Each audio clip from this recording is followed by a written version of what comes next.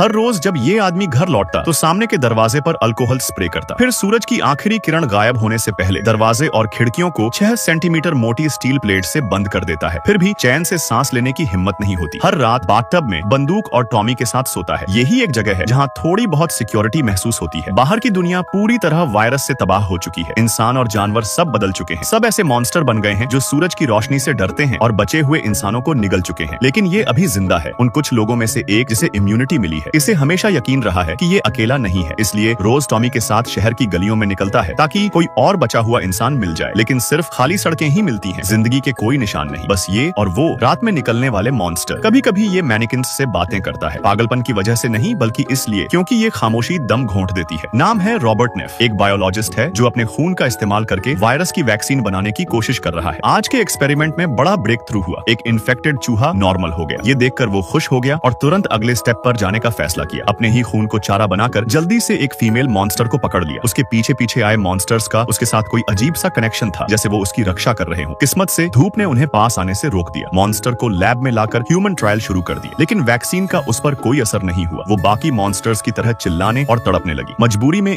उसे सिडेटिव का इंजेक्शन देकर आइसोलेशन रूम में बंद करना पड़ा। लेकिन ये अंदाजा नहीं था कि ये इसके लिए बहुत बड़ा खतरा बन जाएगा। अगले दिन जब ये रोज की तरह सर्वाइवर्स ढूंढने निकला तो एक अजीब सा सीन देखा। दुकान के मैनिकिन सड़क के बीचों बीच खड़े थे। ये देखकर डर गया क्योंकि ऐसा होना नामुमकिन था। रिएक्शन में ट्रिगर दबा दिया। मैनिकिन्स तुरंत जमीन पर गिर गए, लेकिन अब देर हो चुकी थी क्योंकि ये एक जाल था। सिर पर चोट लगी और होश उड़ गए। जब आंख खुली तो सूरज डूबने ही वाला था। जैसे ही अंधेरा फैलेगा मॉन्स्टर्स बाहर आ जाएंगे। काटने की कोशिश की, लेकिन नीचे गिरते वक्त चाकू से जांघ कट गई। दर्द से चीख निकल गई और उसकी गूंज पूरे शहर में फैल गई। तभी एक मॉन्स्टर ने इन्फेक्टेड कुत्तों को छोड़ दिया। अब सिर्फ धूप ही इसका बचाव कर सकती थी, लेकिन वो भी तेजी से खत्म हो रही थी। दर्द सहते हुए पीछे हटता गया और सीट पर रखी हैंडगन तक हाथ बढ़ाया। जैसे ही आखिरी सूरज की किरण गायब हुई, इन्फेक्टेड कुत्ते उस पर टूट पड़े। टॉमी तुरंत आगे आ गया। इसने जल्दी से बंदूक उठाई और सारे बुलेट चला दिए। सभी इन्फेक्टेड कुत्ते मर गए, लेकिन टॉमी को काट लिया गया था। अब वो कभी भी बदल सकता था। घर लाकर उसे वैक्सीन का इंजेक्शन लगाया, लेकिन तब तक देर हो चुकी थी। अब इसे एक बहुत मुश्किल फैसला लेना था।